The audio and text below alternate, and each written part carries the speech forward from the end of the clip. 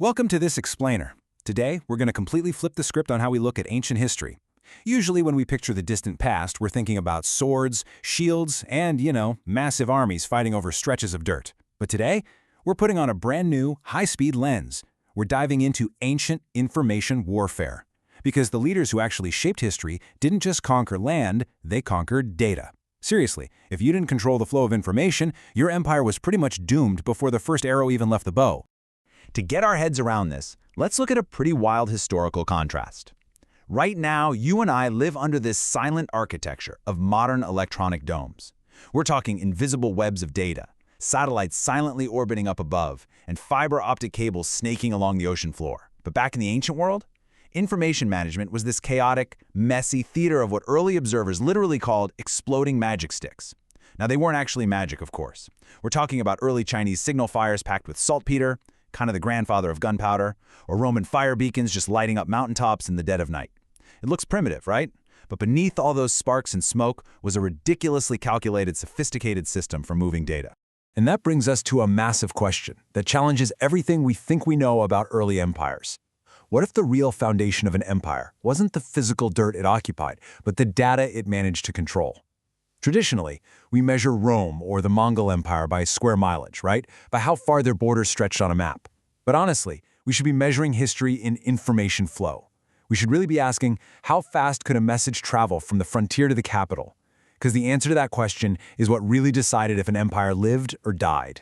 So the secret sauce here is this concept: informational territorialism. This is the ultimate historical reframe.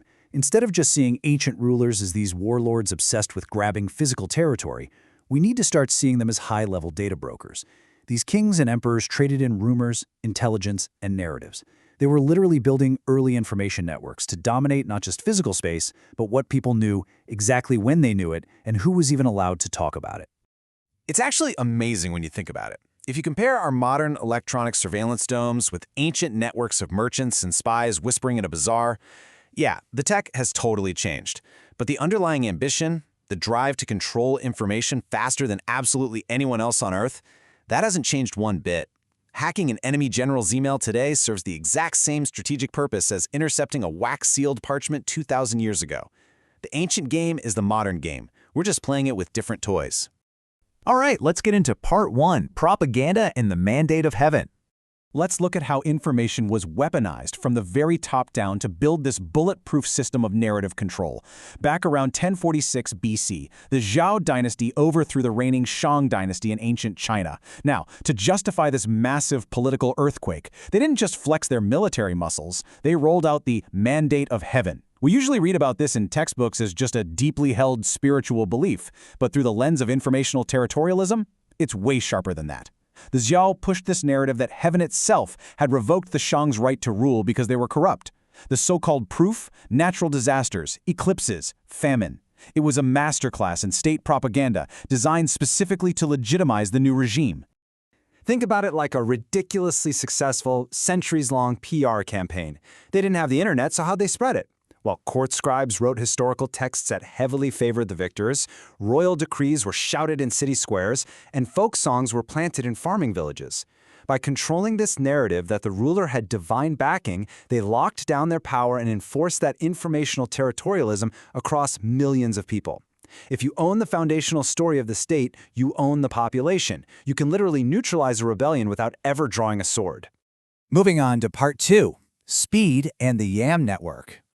Okay, so controlling the story is huge, but how do you actually get that story across the known world? When we think of the Mongols, we usually picture massive cavalry charges and brute force building the largest contiguous empire in history. But their real secret weapon? The absolute engine of their empire was the YAM message network. Set up by Genghis Khan and formalized by Ogedei, they built a communications highway unlike anything the world had ever seen. We're talking over 10,000 relay stations stretching all the way from Asia into Eastern Europe. These guys weren't just warriors, they were ancient information routers. The goal of the YAM network was incredibly simple. Be number one. Be the absolute fastest at controlling information on Earth. In the ancient world, speed was pure power. These YAM messengers would ride with special bells attached to their horses, right? So the next station would hear them coming from miles away and have a fresh saddled horse completely ready to go. Because of this system, a message could travel a mind-blowing 150 to 200 miles in a single day. Think about that. If a rebellion sparked in some distant province, the Khan would know about it within a week, send an army, and crush it before the rebels even knew their own message of uprising had reached the next town. Just incredible. Now for Part 3, Surveillance and the Royal Roads. So we've covered propaganda and speed, but now we're diving into the deeply conspiratorial world of ancient secret surveillance.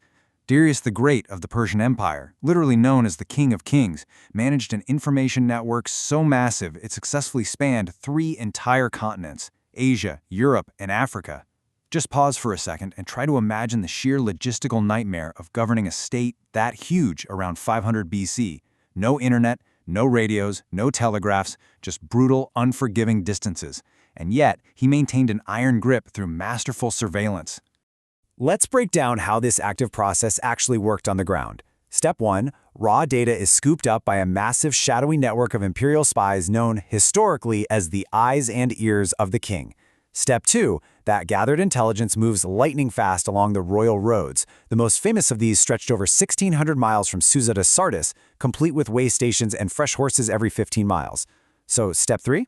A spy deep in Anatolia could hand off crucial intel to a writer, and it would land directly in the ear of Darius the Great in a matter of days instead of months. It was an inescapable closed loop of surveillance and power. Which brings us to Part 4, the Ancient Information Age. Let's tie all these crazy methods together to really see the big picture here. Because we aren't just looking at an era of simple, barbaric conquest anymore. We are looking at the true ancient information age. This matrix perfectly sums up everything we've been talking about. You've got the Zhou dynasty using propaganda through the Mandate of Heaven for psychological state control. You've got the Mongols using the YAM network for unmatched speed across the steppes, and you have the Persians using the royal roads for secret surveillance across 3 continents. Together, these weren't just random, isolated military tactics. They were the foundational pillars used to build the world's very first information networks. It is literally the architecture of the ancient mind. As we wrap up this explainer, I want to leave you with one final, kind of unsettling thought. We've just seen how informational territorialism built the ancient world. How these rulers used narrative propaganda, wild speed, and secret surveillance to dominate entire continents. Well, look around you today at our hyper-connected lives and our modern electronic domes. If ancient empires were built on controlling information, who is building an empire with your data right now? Thanks for tuning in, and keep questioning the architecture around you.